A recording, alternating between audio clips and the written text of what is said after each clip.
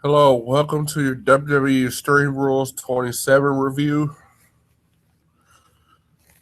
I didn't watch the pre-show. Also, I'm just going to list the matches and not the backstage interviews because when I wasn't really into this show, but in the end it was somewhat all right. It was boring, but some of the matches were good. So let me just run through this shit. The main show starts with Dean Ambrose versus The Miz in an Intercontinental title match. If Ambrose gets himself disqualified, he will lose the Intercontinental title. During the match, Maurice slapped Miz to get Ambrose disqualified, but the ref was like, I ain't falling for this shit, and sent Maurice to the back. Then Miz pushed Ambrose into the ref, and the ref was all like, I see what you're trying to do, Miz. So the ref was like trying to walk towards the timekeeper's area and shit. He kept looking at Ambrose, but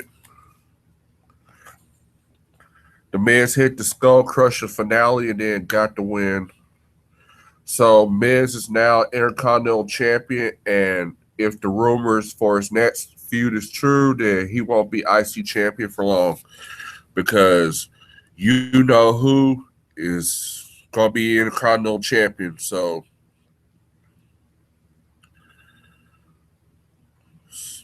yeah, Miz is gonna be that he's gonna be on his path to destruction for WrestleMania. So that way, when he get, I ain't gonna spoil the rest because we all know what's gonna happen. Mania and main event. So we talk about that shit. It's gonna be hopefully Brock Lesnar will re-sign his contract because I have a feeling that because Brock's contract is up next year, and if he don't re-sign, then you think WrestleMania was bad when he retired. Well, you know who retired the Undertaker. So if we if he if you know who retires Brock Lesnar, then that's gonna be a major shitstorm.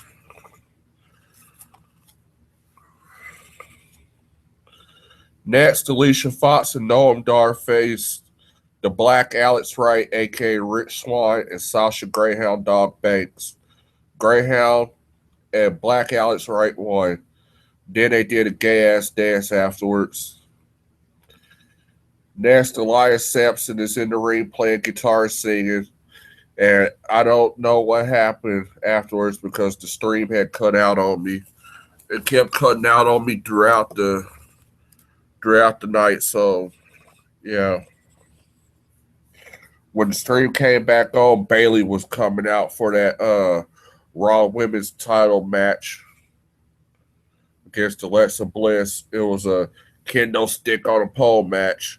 This match really sucked. I mean, they tried to hype this match up. It's like, is Bailey gonna be able to go extreme? No, the shit was just garbage. Alexa Bliss won. Figures. Send Bailey back to NXT. She sucks. So yeah, just send her ass back to NXT where she belongs. She's a failure on the main roster. She's not believable to turn heel. So just send her ass back to NXT.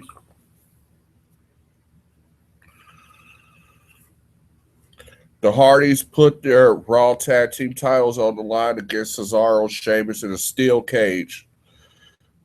During the match, Jeff Hardy did a whisper in the wind from the top of the cage, and the crowd was like, holy shit!" Like Jeff Hardy or anybody else never done shit like this before. No, that cage not even that damn high, so it's not even a stream. It's like it's an overused spot, and the cage not high. So yeah, but anyway, Sheamus and Cesaro won by climbing out the cage. The Hardys, the Hardys were trying to come out through the door, at the same time. And then Cesaro and Sheamus, they hit the floor first. So, yeah. Neville faced Austin Aries in a submission match. The Cruiserweight belt was on the line. Neville won by submission. Oh, shit, I said he won by submission. It was a submission match. Yeah. The main event was the number one contenders fatal five-way. Shipman Lames, Finn Balor, Seth Rollins, Samoa Joe, and Bray Wyatt. At one point in the match, Finn Balor kicked Shipman Lames in the front part of his face, and Shipman Lames just sells it by putting both hands on the side of his face and just rubbing like where his ears at. It's like, okay, you got kicked right in the front of your fucking face where your forehead is at. Why the fuck you rubbing the side of your face? And then they want this guy to be Intercontinental Champion. And then they want him to face Lesnar next year for the belt. Get the fuck out of here. He sucks. He can't sell right. It's that Cena shit right there. Cena can't sell right. Now this motherfucker can't sell. Damn. So, Rollins did a frog splash, drew the announce table onto Wyatt, and Shipman Lames does the spear on Samoa Joe and Finn Balor while Joe had Balor in the Coquina clutch. And that spear was through the barricade. The crowd went all crazy shit. I guess that was their little shield spot. So Samoa Joe won.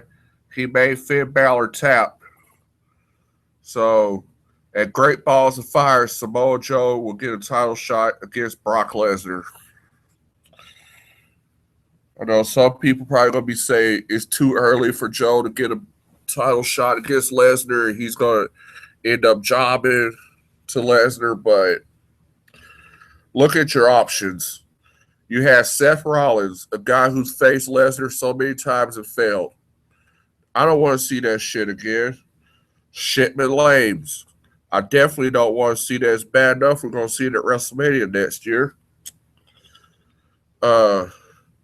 Bray Wyatt.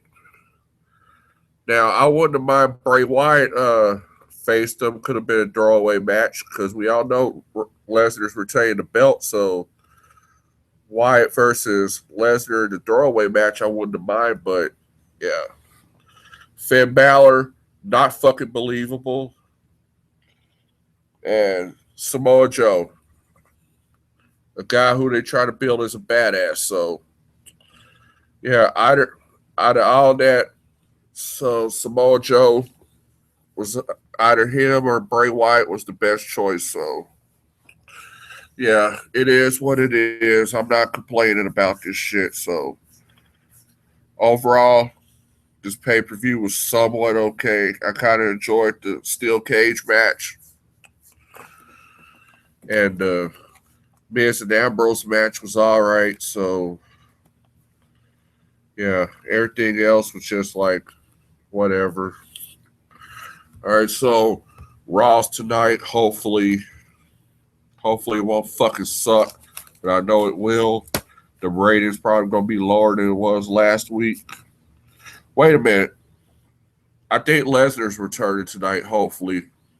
So that's probably gonna be the only good thing around that, and whatever fucking funny ass shit R-Truth and Titus O'Neil does. So all right, and my ass go to bed so I can get up and go to work in the morning. All right, I'm out.